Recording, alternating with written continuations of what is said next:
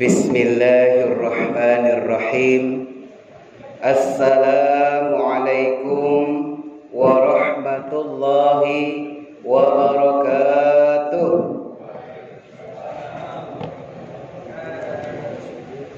Kira habis buka puasa tu semangat jawab salam, ternyata nambah lemas, kenyangan.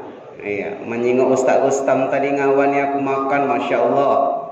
Ya, aku tak kuat lagi. Beliau kuat ni makan banyak. Kalau bahasa kami di Palembang ni, badan sedan, muatan puso. Ini ada biasanya badan puso, muatan tronton. Tapi ini badan sedan, muatan puso. Luar biasa, masih banyak diberikan kesehatan, kekuatan. Puasa mak ini. Tapi kata alasan istilah nak berlemes-lemes ria. Innal hamdalillah nahmaduhu wa nasta'inuhu wa nastaghfiruh wa na'udzu billahi min sururi anfusina wa min sayyiati a'malina. May yahdihillahu fala mudilla lahu wa may yudlil fala hadiya lahu. Asyhadu an la ilaha illallah wahdahu la syarika lah wa asyhadu anna Muhammadan 'abduhu wa rasuluh khataman nabiyyin wa la nabiyya ba'dah. Bersyukur kita kepada Allah Subhanahu wa taala dengan sama-sama mengucapkan alhamdulillahi rabbil alamin. Bersolawat kita kepada suri tauladan kita, panglima padang pasir kita baginda Nabi Muhammad sallallahu alaihi wasallam, dengan sama-sama mengucapkan Allahumma shalli ala Muhammad wa ala ali Muhammad. Kita doakan sama-sama saudara-saudara kita yang belum berkesempatan untuk ke masjid, kita doakan hatinya tergerak ke masjid.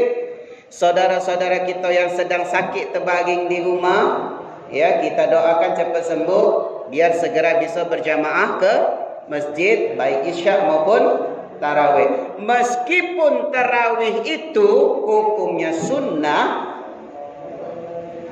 tidak diwajibkan, maka Rasulullah sallallahu alaihi wasallam di hari ketiga beliau tidak solat di masjid karena ditakutkan hukum solat tarawih tadi yang jadi sunnah jadi wajib. Itu dalil.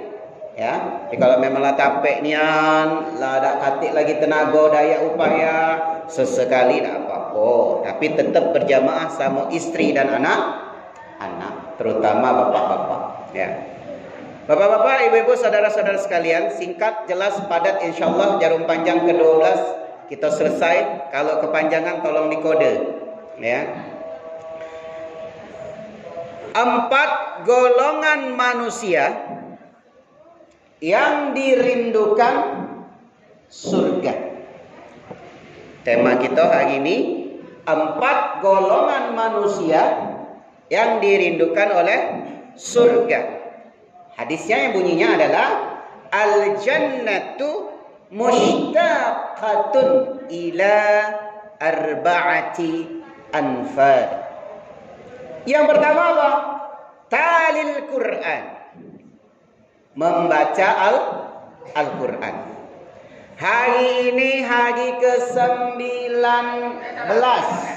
puasanya. Tarawihnya hari ke-20. Berarti kira-kira ngaji kita, tadarus kita kurang lebih 19 juz. Kalau pakai metodenya sehari satu juz. Bapak Ibu, ada yang sudah 19 juz? Ada yang tidak nyampe. Kalau anak sekolah, kakek Ustaz tunggu libur, besok terakhir libur sekolah, Jumat libur, habis kelah 30 juz. Kata alasan lagi, semua sekolah besok hari terakhir. Ngapa tahu? Aku juga guru. Pagi tadi ceramah di SD. Salah satu di SD di Arab Laju. Luar biasa. Memang butuh kesabaran sekali ngadapin anak SD. Kita assalamualaikum warahmatullahi wabarakatuh. biasa dijawab waalaikumsalam, mereka jawabnya kek.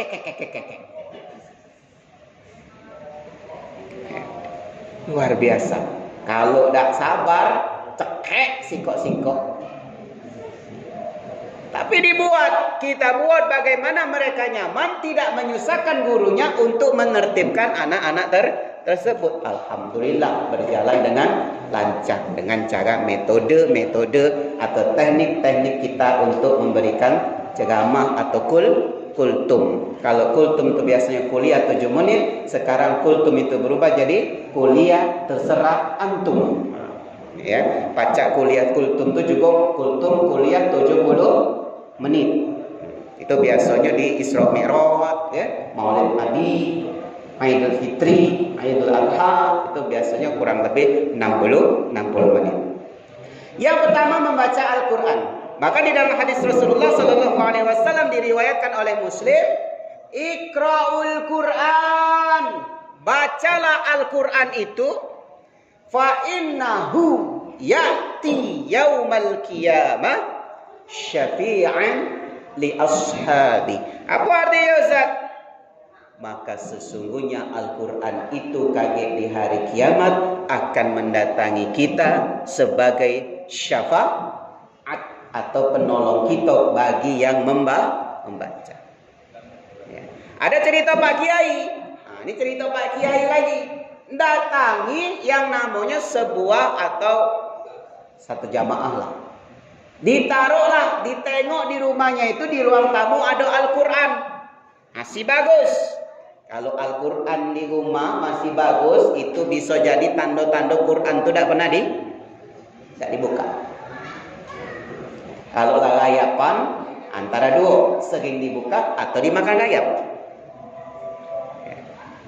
Akhirnya Pak Kiai ini uji coba, ditaruhlah kira-kira duit 1 juta di dalam Al-Quran ini. Pendek kata, singkat cerita, 5 tahun berlalu. Ya, 5 tahun berlalu Pak Kiai ini entah kemana limbahnya, apa nyari duit, apa nyari pesantren, atau nyari jadi guru tempat lain. Akhirnya setelah 5 tahun balik lagi ke kampung tersebut, silaturahim ke tempat yang bersangkutan, ditengoknya duit 1 juta tadi masih utuh ada di selipan Al-Quran. Kalau orang sudah bacanya, pasti duit 1 juta tadi lah diambil. Buat apa? Beli bukuan. Seharusnya puasa ini pacak memanage, mengatur duit makan yang tadinya 3 kali sehari, pacak cuma 2 kali. Ngapalah pacak boros? Bu, kolak sudah diwadahi, celimpungan sudah habis, laksan sudah habis, semua nak dimakan. Tapi begitulah nyentuh kurma, teh manis, godaan syaitan nirojim iblis la'natullah tadi hilang. Cuman tergeletak baik di pucuk meja alias jadi pajangan. Ya. Itulah kalau misalnya kita tidak terlalu mengkontrol atau memanage apa yang nak kita makan. Mana puasa buka tu segala nak dibeli, segala nak dimakan. Tapi pas nyicip sikok baik, selesai. Alhamdulillah. Ya. Itu.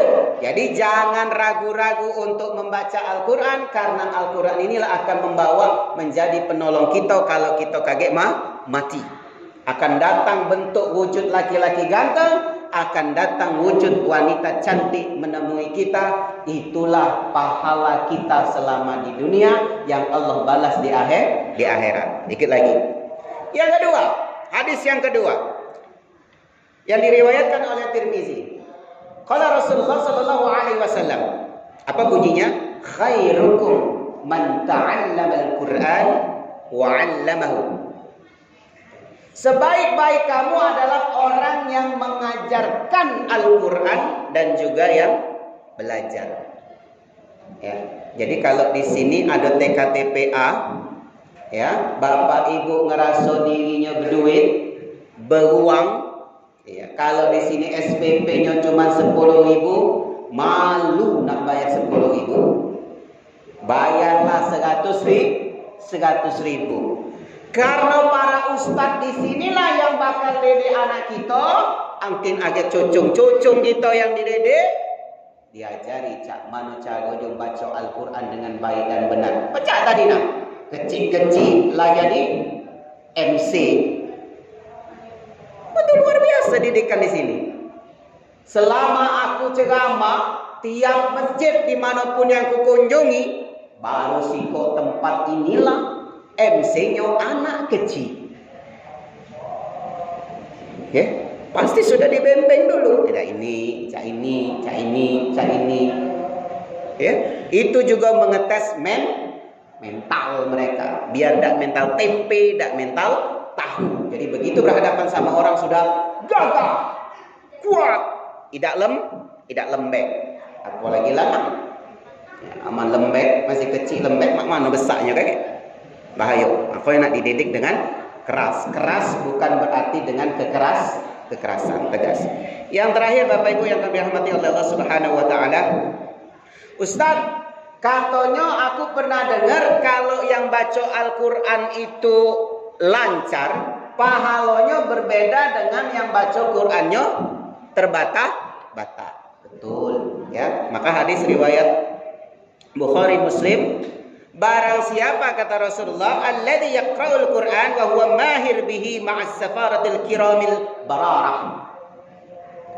Dia akan beserta dengan malaikat yang akan mendampinginya kesehariannya. Itu pahala bagi orang yang baca Al-Qur'annya baik-baik saja sesuai dengan tajwid, sifatul hurufnya bagus, makharijul hurufnya bagus, sifat-sifat hurufnya, tempat keluar masuknya, kapan dengungnya, kapan iklapnya, kapan izharnya, jelas.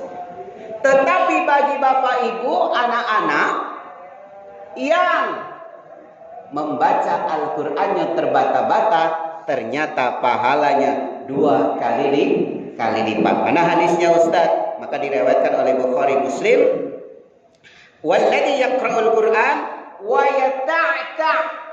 Wa yata'ta bahasa Arabnya itu dia terbata-bata, wa huwa alaihi syakun lahu ajrani. Maka dia akan mendapatkan 2 pahala di sisi Allah Subhanahu wa taala. Yang terakhir, ya, setelah membaca Al-Qur'an, maka hafizul lisan. Golongan kedua manusia yang dirindukan oleh surga adalah menjaga lisan. Selama kita puasa, tidak hanya puasa saja. Setelah puasa pun kalau baca dijaga lisannya, jangan sampai menyakiti hati orang lain. Kalau ditabok, diludah, diterjangin, dipukul, besok, lusa, sembuh tak kira Bapak Ibu?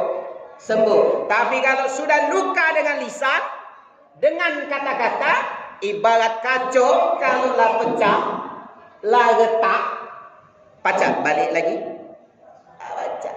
Itulah ibarat kalau hati sudah terluka. Ustaz, kita tak boleh dendam. Tidak dendam. Memaafkan. Manusia memang wajib harus memaafkan. Tapi tidak pacak lupa. Karena sudah membekas. Lupa itu perlu proses. Oleh karena itu, yuk kita jaga sama-sama lisan kita. Maka dalam mahfuzat dikatakan, salamatul insan fi hifzil lisan. Keselamatan manusia itu dalam menjaga lisannya. Mudah-mudahan tahun ini puasanya lebih baik lagi dibandingkan tahun-tahun sebelumnya. Amin ya rabbal alamin. Mudah-mudahan bermanfaat untuk kita galau-galau. Akhirul kalam, dah lewat 5 menit. Tadi harusnya darum panjangnya ke-12, tak apa-apa, molor dikit ya. Billahi taufiq wal hidayah. Wassalamualaikum warahmatullahi wabarakatuh. Yang kedua, al-jannatu mushtaqatun ila arba'ati anfar. Yang masih ingat, alhamdulillah. Yang tidak ingat, kita ulangi lagi. Surga itu merindukan 4 golongan manusia.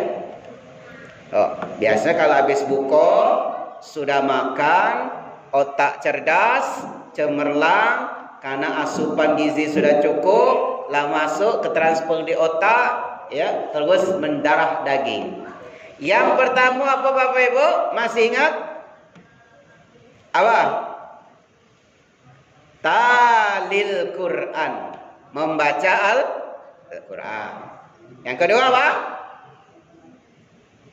Yang kedua, lupa, hafizul lisan, yaitu orang yang selalu menjaga lisannya untuk tidak berkata yang kurang baik, bahkan menyakiti hati orang lain. Nah, hari ini tambah 2 lagi. Yang ketiga adalah mut'imut ta'am, orang yang gemar memberi makan orang yang berpuasa. Maka Rasulullah SAW bersabda di dalam hadisnya yang kurang lebih artinya, barang siapa memberi makan orang yang berpuasa, maka pahala orang itu sama seperti pahala orang yang berpuasa dan tidak berkurang sedikit pun pahalanya. Luar biasa. Tapi hadis ini jangan dipelinting. Agak dipelinting pula. Kacau kalau dipelinting. Ngapa Ustaz? Oh, kalau cak itu kita tak usah puasa.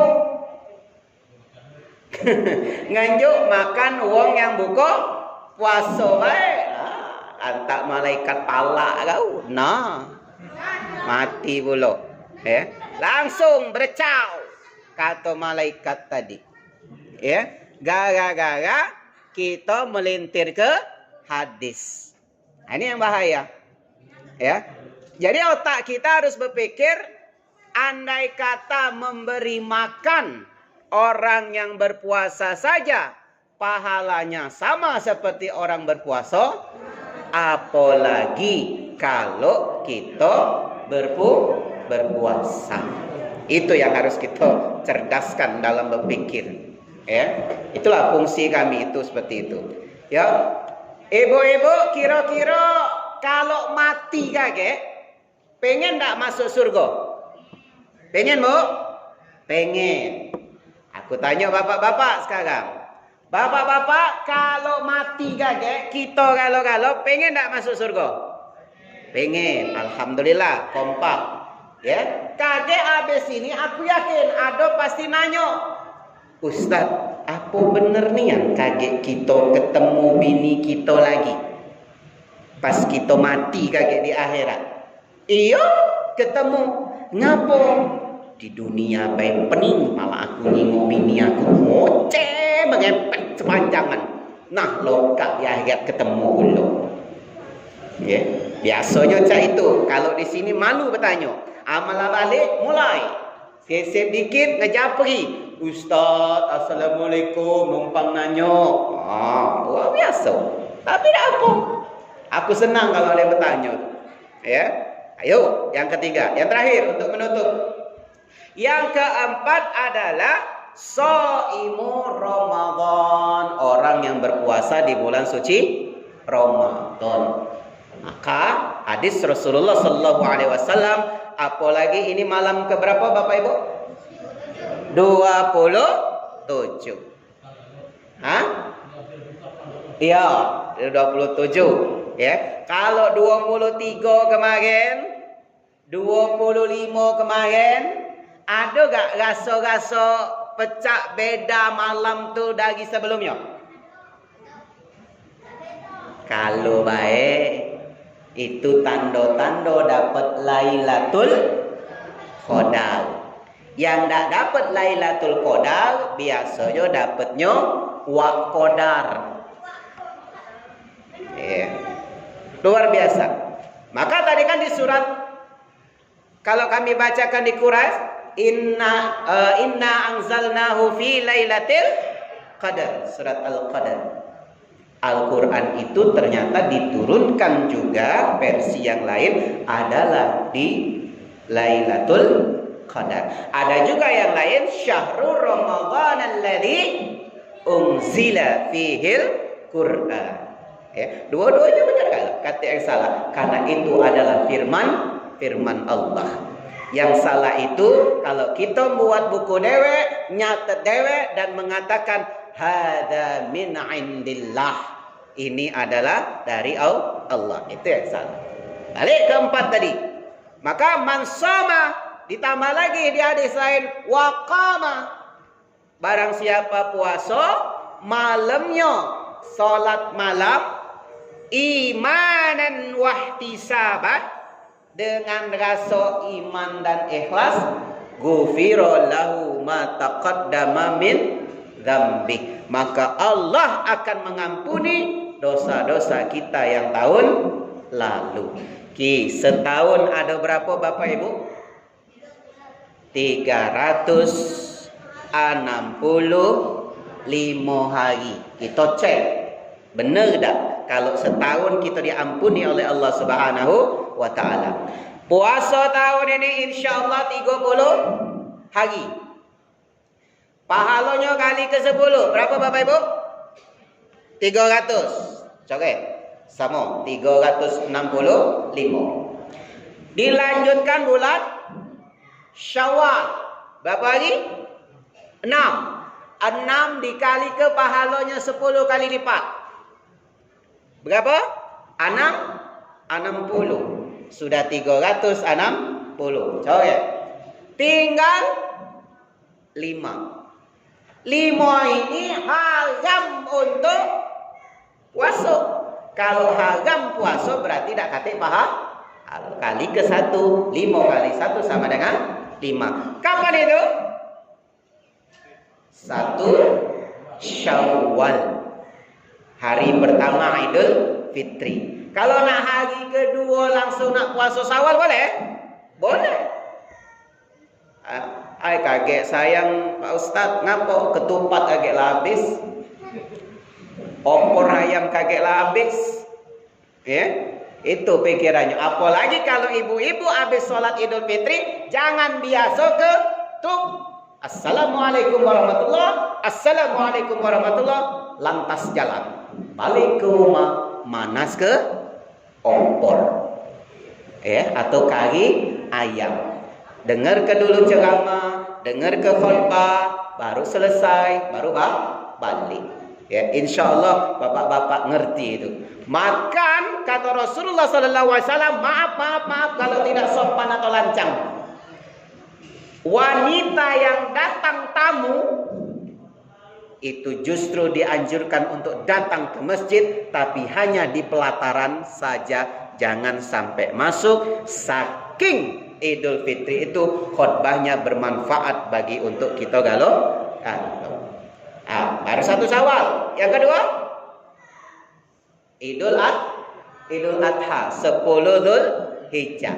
11 12 13 Dzulhijjah, atau kalau bahasa SD kita dulu namanya apa Bu? Tasyrik. Ya, ini yang haram puasanya. Sehingga kalau kita kumulatifkan menjadi 365 hari, alhamdulillah. Maka surat Ar-Rahman mengatakan fa bi ayyi ala'i rabbikuma tukadziban. Nikmat Allah mana lagi yang kamu dustakan. Mudah-mudahan bermanfaat untuk kita galau-galau. Bulan ini kami ngisi selama 3 kali. Alhamdulillah. Andai kata ada kata-kata atau ucapan yang kurang berkenan, kami mohon maaf. Ya, kurang lebih kami mohon ampun kepada Allah. Kalau bahasa orang Palembang tu minal aidin wal faizin. Ini bahasa Arab yang orang Arab baik tak ngerti. Apalagi bahasanya halal bil halal. Ya, pergilah kaget ke Arab apa itu minal aidin wal faizin. Kata ternyata taqabbalallahu minkum minna wa minkum siyamana wa siyamakum wa antum fi khair. Ternyata itu yang diucapkan sesama ulama di Timur Tengah. Usikum wa ya nafsi bitaqallah faqad fazal muttaqun. Billahi taufiq wal hidayah. Wassalamualaikum warahmatullahi wabarakatuh.